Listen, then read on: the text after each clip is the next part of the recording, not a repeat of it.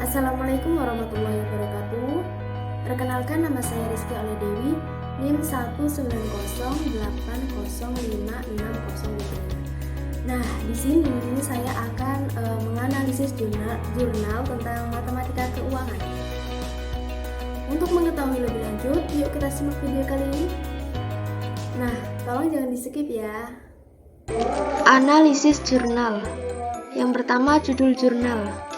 Judul jurnal di sini Wharton Financial Institution Center Personal Real World Index Annuity Returns, yang artinya Pusat Lembaga Keuangan Wharton, Keuangan Pribadi, Pengembalian Indeks Anuitas Dunia Nyata. Judul tersebut sudah mencerminkan isi artikel sesuai dengan kegunaan teori-teori yang relevan yang ada di jurnal tersebut. Dan jumlah kata pada judul jurnal ini sebanyak 10 kata. Kemudian selanjutnya penulis. Penulis dalam artikel jurnal ini itu terdapat 3 seorang penulis.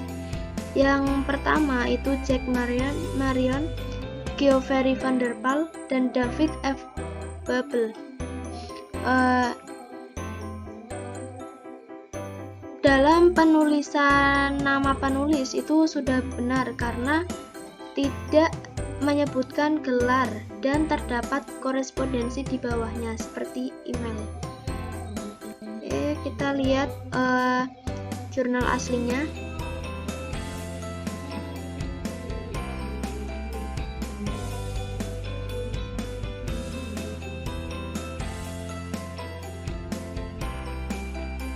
Selanjutnya, selain adanya korespondensi di dalam artikel jurnal ini juga terdapat tahun penerbitan, yaitu 27 Desember 2010 ini yang sudah versi revisinya. Nah, selanjutnya ke abstrak. Pada abstrak jurnal ini terdapat penjelasan singkat dari isi artikel jurnal ini yang ditulis menggunakan poin-poin sehingga sangat jelas dan sesuai dengan isinya, sehingga mudah dipahami. Kita lihat abstrak. Nah, ini dituliskan dengan berdasarkan poin-poinnya. Nah, di sini saya juga sudah menerjemahkan jurnalnya. Sekarang kita coba lihat.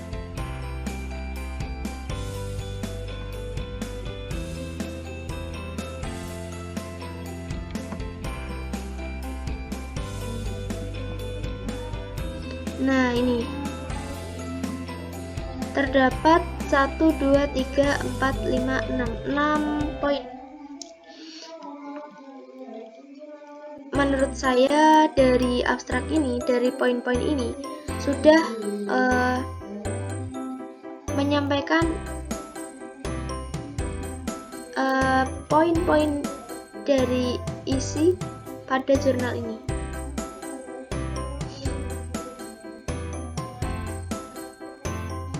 Selanjutnya yaitu kata kunci.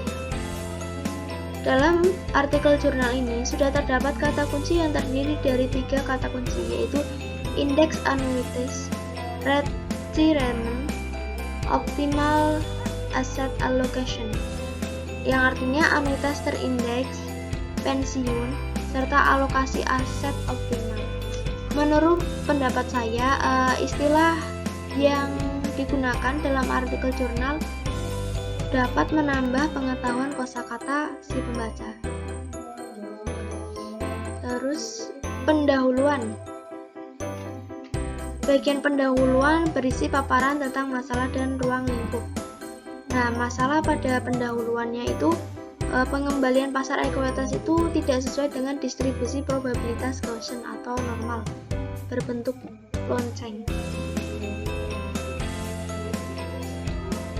Nah, ruang lingkupnya itu penasihat keuangan dan perencanaan keuangan. Bagian pendahuluannya telah berisi kajian tentang berbagai strategi alokasi aset, anuitas indeks tetap, distribusi probabilitas, model investasi atau tabungan.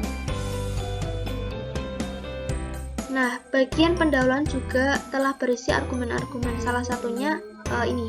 Distribusi probabilitas pengembalian pasar biasanya condong positif dan negatif dan leptokurtik berekor gemuk, yaitu peluang pengembalian positif atau negatif yang ekstrem lebih tinggi daripada yang disarankan oleh distribusi berbentuk lonceng.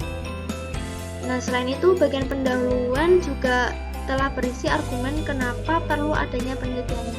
Ini terdapat dua argumen kenapa perlu adanya penelitian. Nah, di sini yang pertama di dalam sebuah studi oleh Eric Crittenden dan Cole Wilcox tahun 2008 serta Richardson tahun 2009 yang berbunyi produk pelestarian utama telah berevolusi untuk memenuhi kebutuhan banyak konsumen yang menghindari resiko dengan menyediakan jaring pengaman untuk model investasi atau tabungan mereka.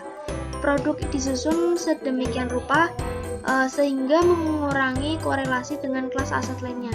Untuk menggambarkan dengan lebih baik tingkat pengembalian pasar yang ekstrem, kita dapat memeriksa indeks Russell 3000 yang menyumbang hampir 98% dari pasar ekuitas Amerika Serikat yang diperdagangkan secara publik. Sebuah studi oleh Eric Crittenden dan Cole Wilcox. Yang kedua, di Black Star Funds dilakukan dengan menggunakan data Russell 3000 dari tahun 1983 hingga 2006. Temuannya adalah bahwa sekitar 40% saham memiliki pengembalian negatif selama masa hidupnya, dan sekitar 20% saham kehilangan hampir semua nilainya. Sedikit lebih dari 10% saham mencatat kemenangan besar lebih dari 500%. Richardson 2009. Nah, dari argumen-argumen ini kita simpulkan bahwa perlunya adanya penelitian, karena kita bisa mengetahui lebih dalam dan kebenarannya apa yang kita temukan.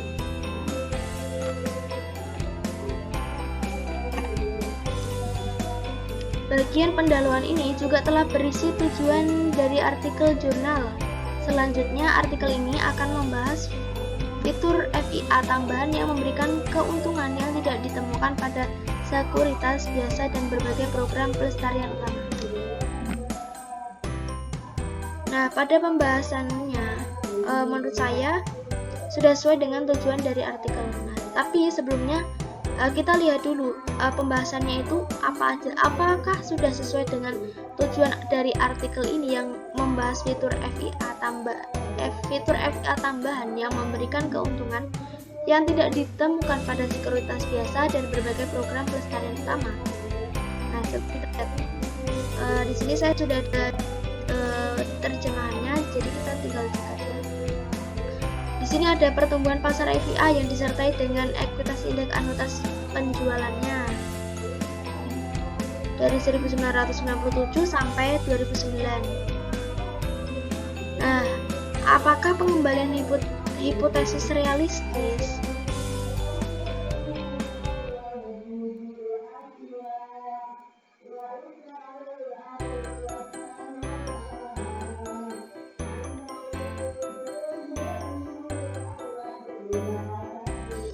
Nah, terus di sini ada realitas.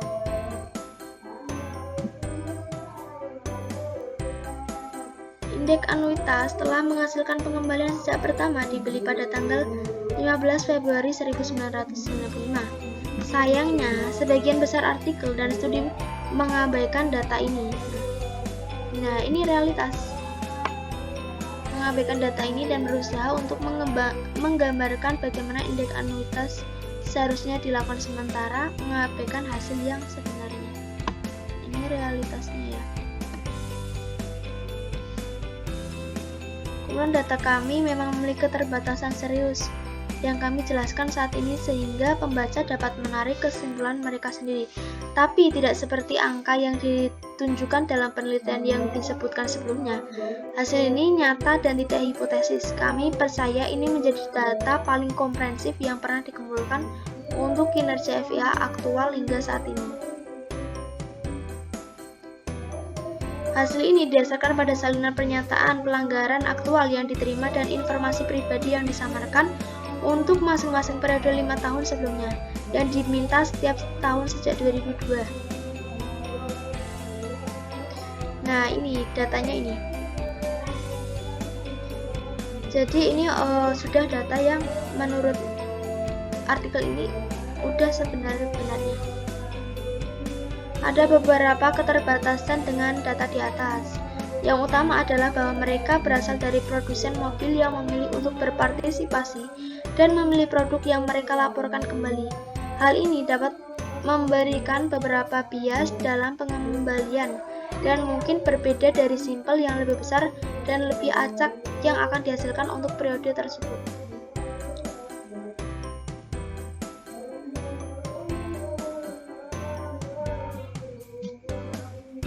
Terus pembahasan berikutnya ada likuiditas dan resiko.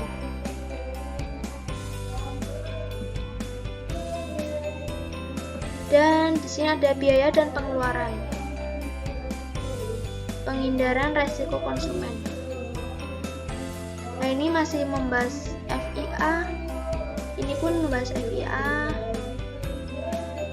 Sehingga menurut saya dalam pembahasan ini sudah mencakup tujuan dari artikel ini yang membahas fitur FIA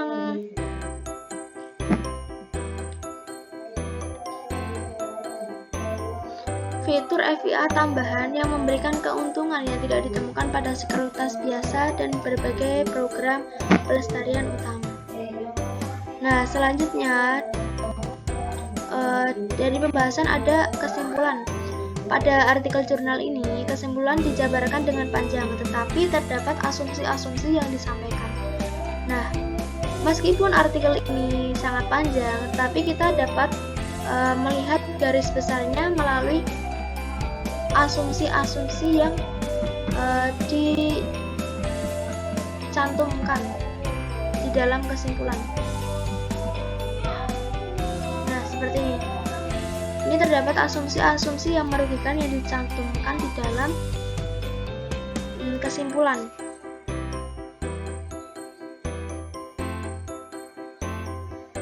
Lampiran studi pengembalian hipotesis seperti yang dinyatakan sebelumnya. Studi dan artikel yang paling kritis terhadap FIA didasarkan sepenuhnya pada pengembalian hipotesis. Perawatan semacam itu memberikan ilustrasi menarik tentang bagaimana FIA dapat beroperasi.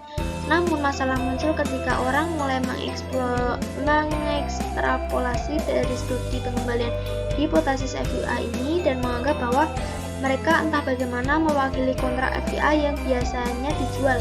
Mereka tidak, karena pengembalian hipotesis didasarkan pada struktur kontrak hipotesis, parameter produk hipotesis, dan lingkungan ekonomi hipotesis yang dibangun di atas asumsi yang meragukan. Nah, ini asumsi merupakan satu, desain kontrak dunia nyata mirip dengan desain hipotesis. Nah, ini. Yang kedua, asumsi meragukan yang kedua, tingkat partisipasi dan batas tidak pernah berubah. Pengembalian pasar saham tahunan sebesar 17,6% adalah normal. Dan masih banyak lagi.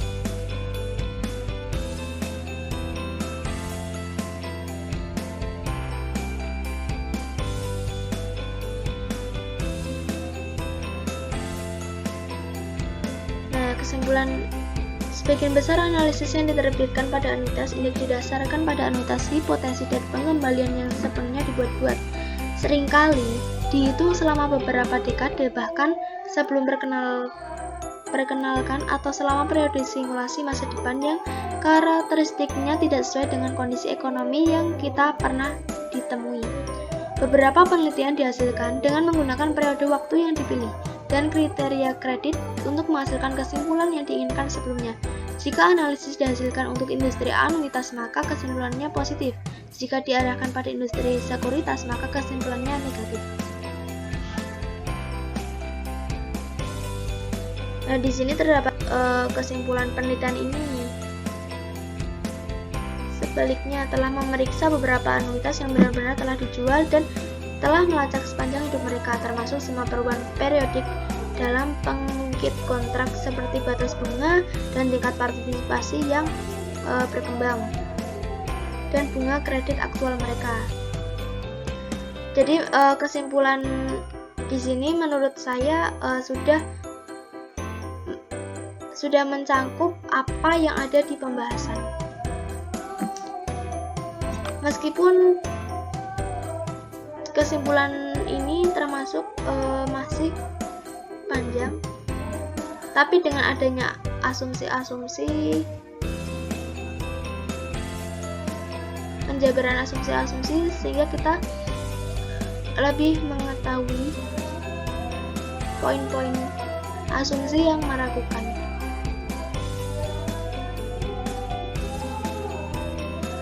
Sekian tadi penjelasan dari saya.